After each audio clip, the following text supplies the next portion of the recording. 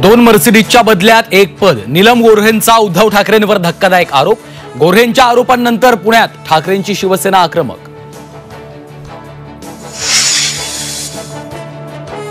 माणिकराव कोकाटेंच्या राजीनाम्यावरून विरोधक आक्रमक। विधानसभा अध्यक्ष राहुल नार्वेकरांचं वेट अँड वॉच, तर नार्वेकरांवर दबाव, संजय राऊतांचा आरोप।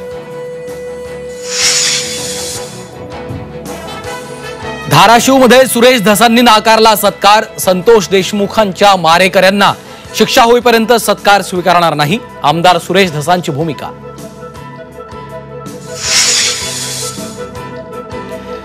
कोल्हापुरात पुन्हा मराठा आरक्षण आंदोलन उभं राहणार। मराठा संघटनांची कोल्हापुरात बैठक, 42 संघटनांचे पदाधिकारी उपस्थित राहणार।